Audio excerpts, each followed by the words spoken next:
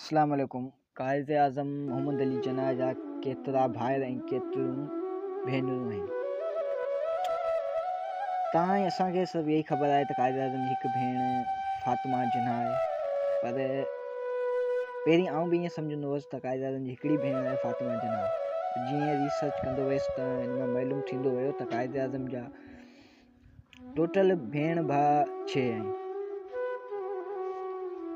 जिन्हनि जा नाला ही आहिनि। अगरि असां भाइरनि ते नज़र विझंदासीं त भाइरनि में बंदे अली जिन्ना ऐं अहमद अली जिन्ना।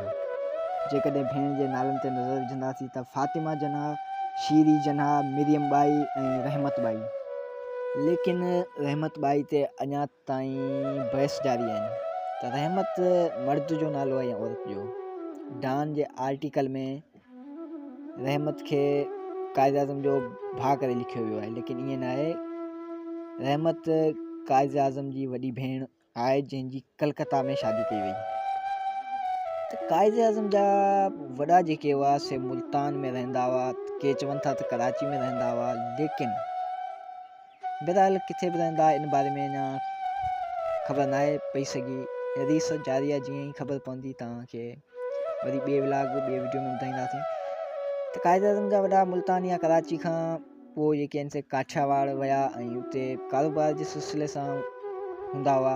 ऐं क़ाइद आज़म जॾहिं जवान थियो त हुन वधीक पढ़ाई करण जे लाइ माना लंडन दाख़िला वरिती, इंग्लैंड में। त इन ते संदसि पीउ राज़ी थियो, लेकिन माउ जी इहा ख़्वाहिश हुई त आउं पहिरीं क़ाइद आज़म जी शादी ॾिसां ऐं उन खां पोइ क़ाइद आज़म इंग्लैंड वञे। त उन्हनि हिकु फ़ैसिलो करे क़ाइद आज़म जी मङणी करे छॾी। त क़ाइद आज़म जी अञा हुन सां शादी न थी हुई त क़ाइद आज़म इंग्लैंड हलियो वियो। ऐं जीअं क़ाइद आज़म इंग्लैंड में लॉ पढ़ी रहियो, कानून पढ़ी रहियो, त कुझु साल बाद उन जी वफ़ात थी वई। उहा जेका उन मङणी कराई हुई जंहिंसां उन जी वफ़ात थी वई ऐं क़ाइद आज़म जी अञा शादी न थी हुई।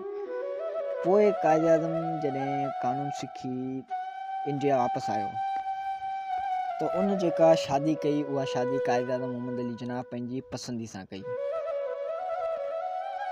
रतन बाई सां जेका क़ाइद आज़म मोहम्मद अली जिन्ना शादी कई हुई त उहा शादी माइटनि जे ख़िलाफ़ हुई, लेकिन इन में रतन बाई जा जेके हुआ माइट राज़ी न हुआ ऐं क़ाइद आज़म खे हुन सां मोहबत थी वई। ईअं अहिड़ी तरह क़ाइद आज़म कोर्ट में वञी शादी कई। मतिलबु त पाकिस्तान जो बानी जेको गवर्नर आहे उहो ई प्रेमी जोड़ो थियो। पाकिस्तान जी मशहूरु अख़बार डॉन ऐं काफ़ी मशहूरु किताबनि मां मूं ॾिठो आहे त क़ाइद आज़म जी ज़िंदगी बाबति जेको कुझु लिखियो वियो आहे त इहो तमामु घणो जेको काफ़ी ग़लति लिखियो वियो आहे। के चवनि था क़ाइद आज़म ॿ शादियूं हुयूं ऐं पहिरीं जेका शादी मां उन मां औलाद कोन थियो ऐं ॿी मां थियो। ईअं न आहे। क़ाइद आज़म जी पहिरीं शादी अञा ठही कोन हुई, सभु मङणी ठही हुई। ऐं ॿी शादी जेका ठही जंहिंमां दीना पैदा थी, हिकिड़ो ई औलाद हो क़ाइद आज़म जो। ऐं पोइ उहा रतन बाई माना घणो अरभरनि तां जेके आहिनि से क़ाइद आज़म उन्हनि खे टाइम वग़ैरह न ॾींदो ऐं घरू अणबणनि जेके थियूं ऐं घरू हालात थिया उन जे करे उन ख़ुदकुशी करे छॾी। लेकिन उहा कैंसर जी बीमारी वग़ैरह में न मुई हुई, उन ख़ुदकुशी करे छॾी हुई।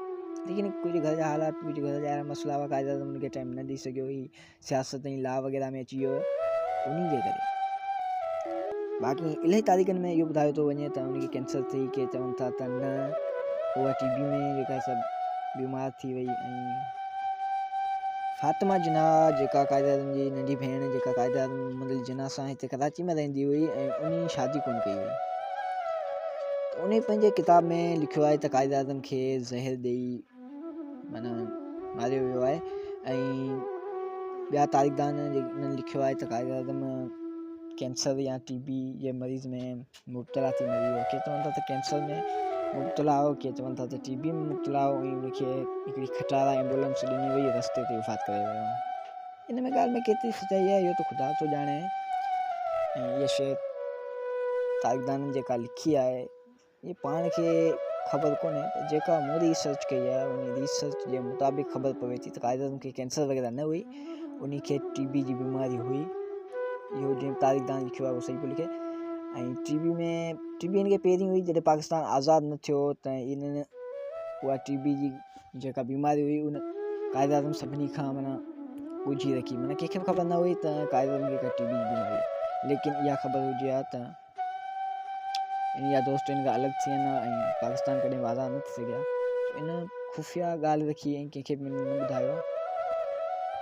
अञा रिसर्च जारी आहे, जीअं ई असांखे कायद आज़म मोहम्मद अली जिन्ना जे मुतलिक़ का वधीक तारीख़ या का वधीक मज़मून या को वधीक नावल मिले थो तव्हांखे ज़रूरु ॿिए व्लॉग में ॿुधाईंदासीं। तव्हांजे दोस्तनि खे नंढी गुज़ारिश था कयूं असांजे यूट्यूब चैनल खे सब्सक्राइब कयो ऐं असांजी सपोर्ट कयो, जीअं असां ताईं इहे तारीख़ी मालूमाती वीडियो पहुचाईंदा रहूं। ऐं हाणे तव्हां खां असां वठंदासीं इजाज़त। अल्लाह हाफ़िज़।